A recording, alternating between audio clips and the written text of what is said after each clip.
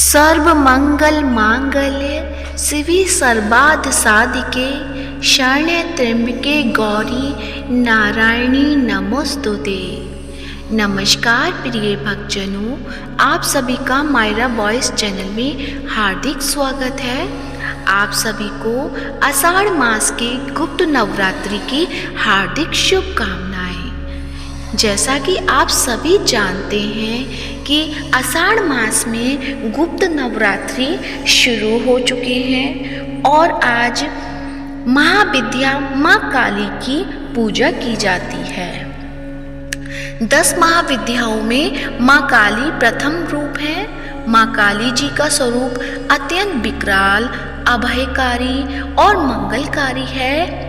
माँ काली का ये स्वरूप असुरों का नाश करने वाला है। यदि कोई व्यक्ति गुप्त नवरात्रि के दौरान माँ काली की पूजा करता है तो उसके ऊपर सामने आसुरी शक्तियों का कोई असर नहीं होता है। माँ काली की पूजा करने वाले व्यक्ति को रूप, यश, जय की प्राप्ति होती है। समस्त सांसारिक बाधाएं खत्म हो जाती हैं। माँ काली ने चंड-मुंड का संहार किया था, इसलिए इन्हें चामुंडा के नाम से भी जाना जाता है। माँ काली अपने गले मुंडमाला धारण करती हैं। इनके एक हाथ में खड्ग, दूसरे हाथ में त्रिशूल और तीसरे हाथ में कटा हुआ सिर होता है। माँ दुर्गा ने रक्तबीज नाम के असुर का वध करने के लिए काली का अवतार धारण किया था।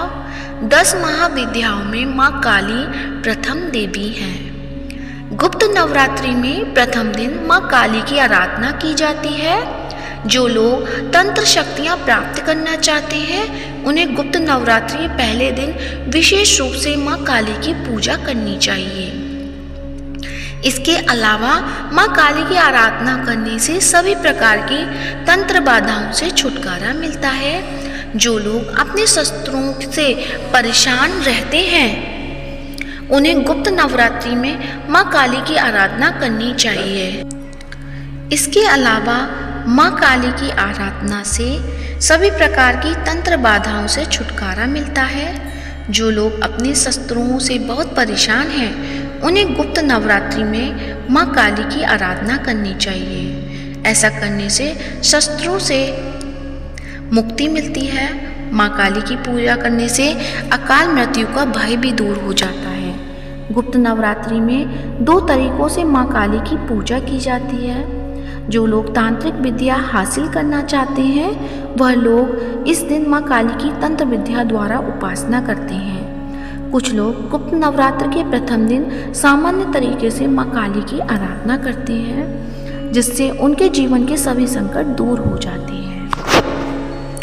माँ काली की पूजा विधि।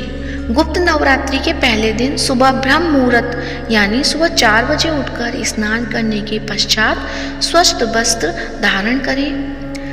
अब एक चौकी यानी साफ चौकी पर गंगा जल छिड़क कर उसे शुद्ध कर लें। इस चौकी पर साफ कपड़ा बिछाकर घट स्थापना करें। घट स्थापना करने के लिए मिट्टी, तांबे या स्टील के पात्र में जल भरकर चौकी पर रखें।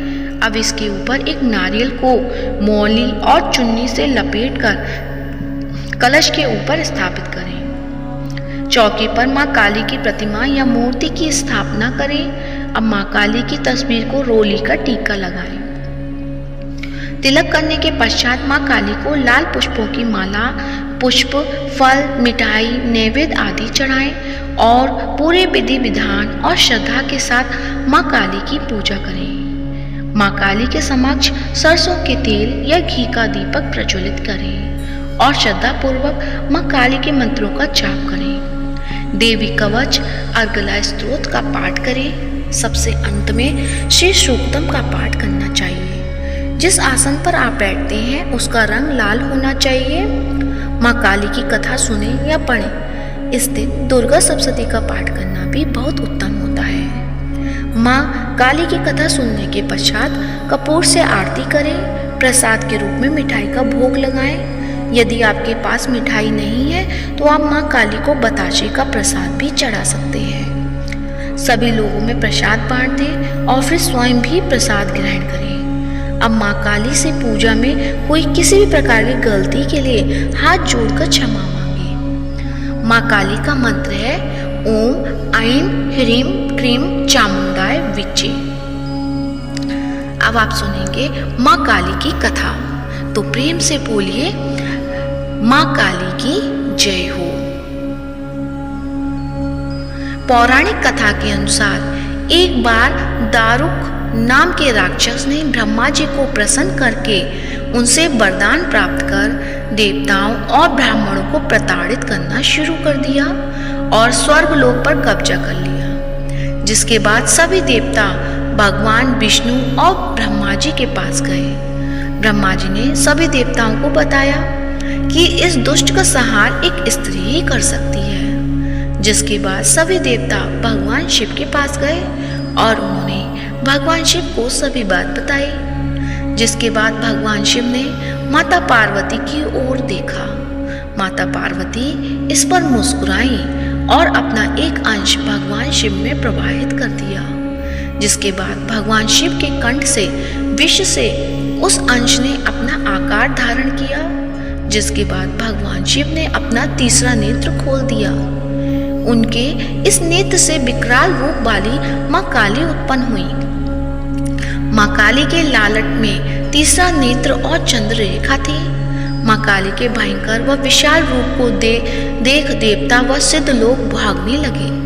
जिसके बाद माँ काली का दारुक और उनकी सेना के साथ भयंकर युद्ध हुआ। माँ काली ने सभी का वध कर दिया, लेकिन माँ काली का क्रोध शांत नहीं हुआ और माँ काली के इस क्रोध से संसार भी जलने लगा। जिसके बाद भगवान शिव ने एक बालक रूप धारण किया और शमशान में लेटकर रोने लगे। जिसके बाद माँ काली उन्हें देखकर मोहित हो गई। इसके बाद माँ काली ने बालक रूपी भगवान शिव को अपने गले से लगाकर अपना दूध पिलाया। जिसके बाद उनका क्रोध भी शांत हो गया। तो प्रेम से बोलिए माँ काली की जय हो। तो आइए प्रिय भक्तजनों, हम सब मिलके करते हैं माँ काली की आरती।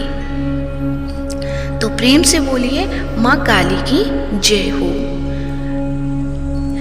अम्बे तू है जगदम्बे काली, जय दुर्गे खप्पर वाली, तेरे ही गुणे गाए भारती। ओ मैया हम सब उतारे तेरी आरती। तेरे भक्त जनों पर माता भीड़ पड़ी है भारी, मैया भीड़ पड़ी है भारी। दानव दल पर टूट पड़ो माँ करके सिंह सवारी, 100 सिंहों से तुम बलशाली। दश बुझाओं वाली, दुखियों के दुखड़े निवारती। ओ मैया हम सब उतारे तेरी आरती। माँ बेटे का है इस जग में बड़ा ही निर्मल नाता, मैया बड़ा ही निर्मल नाता। पूत कपूत सुने हैं पर माता नहीं सुनी कुमाता। सब पर करुणा दर्शाने वाली, अमृत बरसाने वाली, दुखियों के दुखड़े निवारती।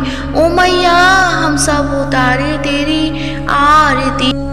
नहीं मांगते धन और दौलत, ना चांदी ना सोना, मैया ना चांदी ना सोना। हम तो मांगे माँ तेरे मन में एक छोटा सा कोना। मैया सबकी बिगड़ी बनाने वाली, लाज बचाने वाली, सतियों के सत्य को संभारती। ओ मैया हम सब उतारे तेरी आरती। अम्बे तू है जगदम्बे काली, जय दुर्गे खप्पर वाली, तेरे ही गुणे गाए भारती। ओ मैया हम सब उतारे तेरी आरती। तो प्रेम से बोलिए माँ काली की जय हो, अम्बे मात की जय हो। उम्मीद करती हूँ आज की वीडियो आपको पसंद आई होगी। पसंद आई है तो वीडियो को लाइक करें, शेयर करें और कमेंट बॉक्स में माँ महाविद्या काली की जय हो अवश्य लिखें। जय माता दी।